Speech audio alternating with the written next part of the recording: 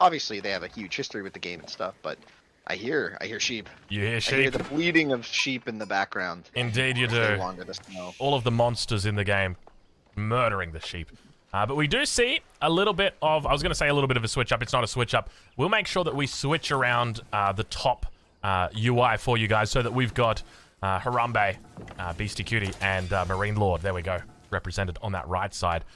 So it looks like we've got identical positions coming out in this game once again. So all players spawning in the same spots.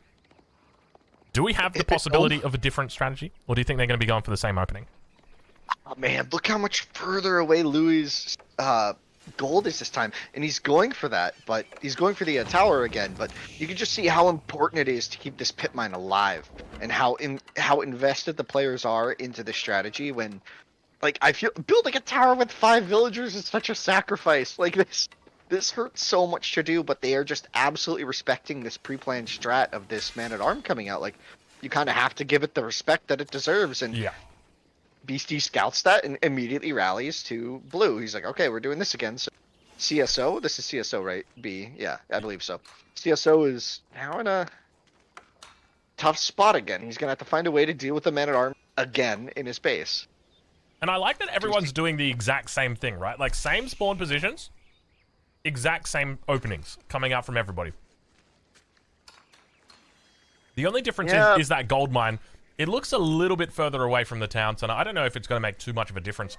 Are we able to ride on board with B and just get an idea of where that town center actually has its limits? Where are the Nutbush city limits coming in for that B town center?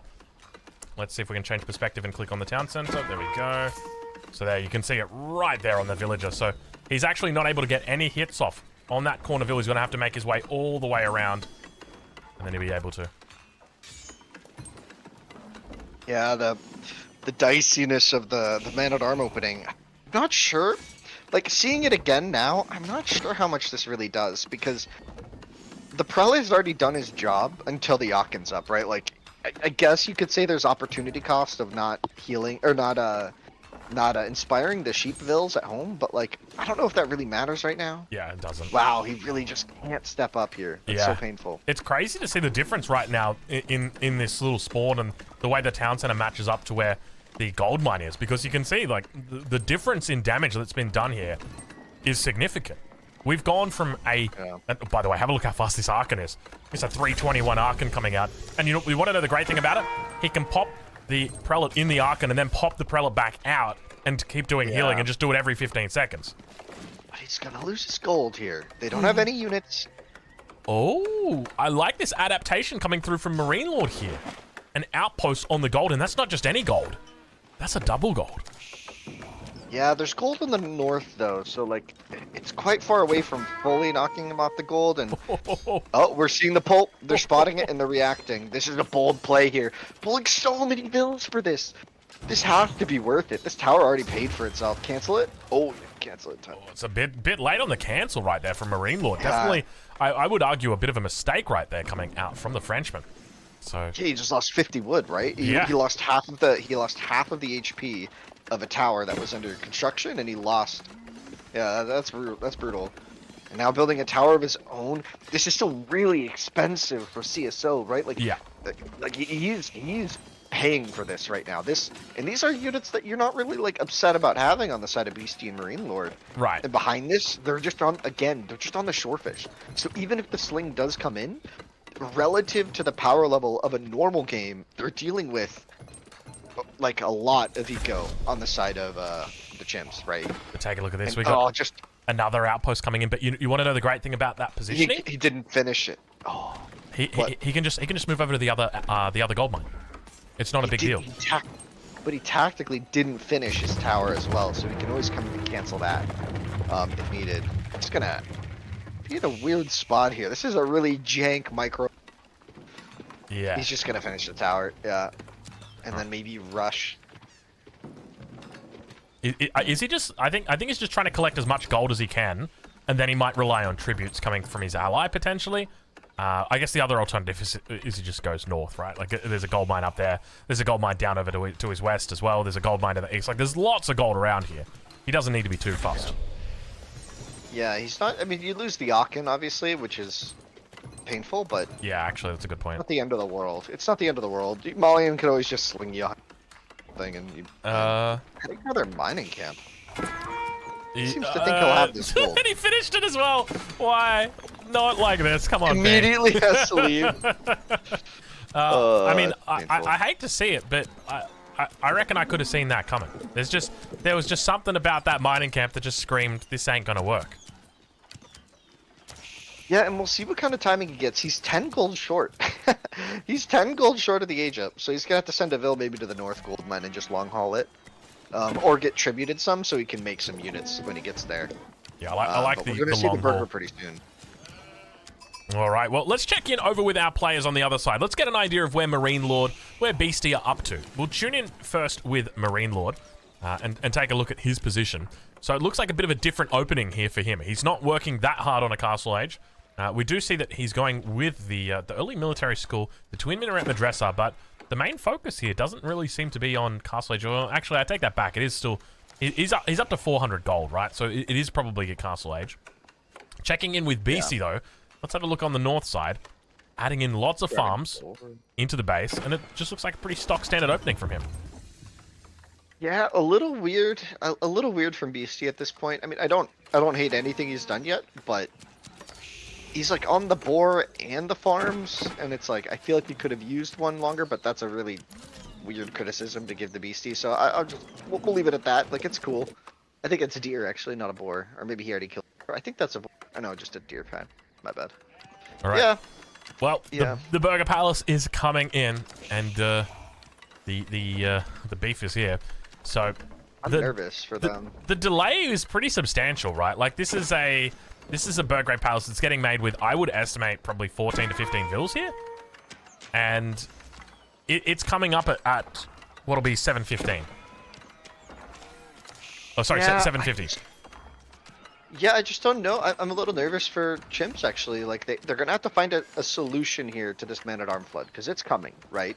Yeah. I guess they're banking on the fact that they've got a long ways to go. The Man-at-Arms aren't going to do any meaningful damage for a while. Probably got another 2 minutes before it's really an issue. So they have time to build something, but I'm not really seeing what that's going to be. MarineLorD doesn't really have many units, right? Yeah, you're not wrong. He doesn't. How far up is he to Castle Age? Let's take a look and see, because we should have the MIA coming through shortly. Yeah, literally about to click up right now. 595 gold. So about to drop off. So is Beasty. Yeah, so MIA coming through, and Beasty also going to be aging up as well. Is that right? So probably going to be. The thing about these landmarks, sorry to interrupt, but the thing about these landmarks for Ottomans is like they're not fat, right? Like. The Burger Palace gives you instant things, right? It's like, I can just pump out army. Whereas, like, the Armory is, like comparison, probably one of the slowest landmarks in the game. It's, like, kind of in the terms of, like, Guildhall. You don't get the first mangonel for, like, 4 minutes or something, right? You need to build the 2 blacksmith minutes. as well. 2 minutes with a If you build blacksmith. the blacksmith, right? Yeah. Yeah, it's a long time. it's a very long time to really get the mangonel a lot of meaning isn't decent at all against Men-at-Arms, right? Like, it gets eaten alive by it, so... It's very bad, yeah. So we'll see how it works.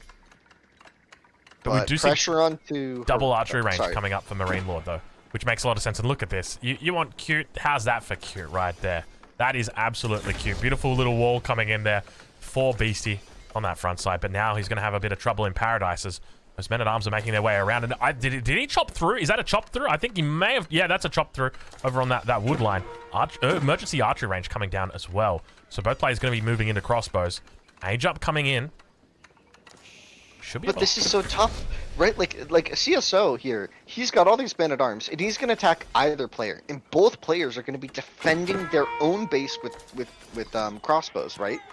That's not much of a game plan. You're fighting 2v1 because these Men-at-Arms are super boosted by another player. So right now, in your base is a 2v1, right? Yes. And you're going Men-at-Arms, you're going crossbows to defend, and Red is also going crossbows to defend. Until they work together, they're always going to be at a pretty distinct disadvantage unless they can really find ways to outplay. And these are two very skilled players, so I don't put it past them to find those ways. But like, this was a good move there, escaping some of those hits that should have happened. But Well, we do see units moving across the map for MarineLorD, so he's going to have a little bit of assistance being provided here. You can see Spearman, Spahi, and it looks like 4 crossbow out already. This should be more than enough to deal with men-at-arms trickling in one by one, as long as he maintains a decent front line. That's going to be the most important part, but keep in mind he's got the meta here as well. So expect to see whether... I would suspect he's on attack speed, but he could also be on melee defense. Let's check in with the meta and see. Yeah, though, maybe jumping the gun a bit, thinking he could flood a base already. It's not quite at the time. He didn't have enough to go south there yet. I think we'll see what he's able to do now. In Red's base, he's got a few more coming. And you can see MarineLorD now trying to work together. This is the really important thing for them to do, is to pick off these units while you can. You can't let this mass grow too much, and you can't let them have free time in your economy. So we'll see. I mean, MarineLorD's got the crossbow numbers out to force these away. This is really good for him. Meanwhile, a huge army growing outside of his base, though, so it's exactly what we meant, right? Like, it's going to be hard to keep up with everything. It's about to get really crazy once there's 3 or 4 armies of this, and ooh, already the Farimba comes. Yeah, so Farimba going to be a pretty nice little flex here. I'm curious whether he moves into archers or javelins, but I suspect it's probably going to be the javelins. Yeah, javelins are the expected play here. Could even maybe see the Musafati, but I'm not convinced that's the case. The army is just so much larger, though, on the side of chimps. Yeah. I really thought that the blue would get, CSO, sorry, would get a lot longer to, like, mass and a lot more time, but yeah, the chimps really showing the resilience here. They handled that first raid onto Beasty really quickly. I almost wonder if CSO should have gone straight to red, the closer player. Yeah. Yeah, and kind of camp the production, right? Like. Yeah. It's tough, though. Now I don't know, because I kind of feel like the burger's stalling out a bit into crossbows. Yes, it definitely feels like it is. So, but I guess this is another thing to mention, right? Oh, this is not good. Oh, ooh. This is not good at all. So one of the things to note is that when it comes to going for the burger strategy, the HRE burger, you don't. It's not always about killing your enemy with the men-at-arms. Often it is. 90% of the time it is. But there's also a world where going Imperial exists, where collecting relics is a priority for you. And that is what we do see LoueMT and B doing at the moment. They're looking to pick up those relics and begin transitioning into a game plan after Burger. Yeah, the Swabby is going to have to come in soon, right? Because your eco-scaling is starting to fall a little behind. You do have to keep that, even though they're down, 16 economic units, they're probably have a higher income on the units they do have, I would say. Yeah. Because passive income is so high here with this strategy. So we'll see. I mean, maybe it's probably kind of close, because you have to keep in mind Beasty has better vills on farms, and, you know, MarineLorD also has free units pumping out. So both players here, both teams here, really working to their eco bonuses. But I'm getting concerned now for a Fat Penguin. I think they kind of misplayed the start of that Castle Age, and it's gonna get really problematic from here on out. Yep, I got to agree with you. It's not looking pretty at this point. But at least the response is pretty clear to all these mass crossbows and mangonels, right? It's you would expect to see some Sofa warriors, maybe even some horsemen coming out to assist with this. You don't go Sofa against crossbows, but yeah, maybe just jabs here, but the Mangonel gonna zone away the jabs, so really smart follow-up from MarineLorD. I mean, obviously this Mangonel's free, right? We finally see the benefit of his landmark, and I was really thinking that CSO would get more value in the short term. And he didn't, and now this is looking... Ooh, a bunch of crossbows charging in, though. Or sorry, charging away from the man-at-arms. Javelin thrower numbers here, not the biggest, though. That's going to be an issue, because the crossbow is able to bully them back, and remember, there's Mangonels in the rear, chasing away. So that's going to be a constant threat. So they might even need to think about Springles as a potential option, but then if you go for Springles, now you've got an immobile army against an army that can call the shots. You know what I was thinking about as well? A lot of times, the power level of this strategy is because your opponents are making knights. And you get the mace upgrade, where you do bonus damage to heavy units, and then you take really good trade against knights. But they just kind of ignored that. I mean, they have a couple man-at-arms on the side of Beasty, but MarineLorD was just like, we're just not going to make armored units. And then that upgrade doesn't do much, and now you just have the hard counter to the Man-at-Arms, and Yeah. interesting stuff. Like, it really interesting ways of showing how this strategy is strong, but maybe it's not as unbeatable as people think. Maybe Beastie and MarineLorD did some studying and realized, yeah, we can just beat this with XYZ, and maybe this is it, but we do see the flood under the TC, idling some bills, maybe Now, the production, the large army coming to Beastie's base. yeah, pressure on that north side. We can see Louis as well as B pushing in here, trying their best to do some damage.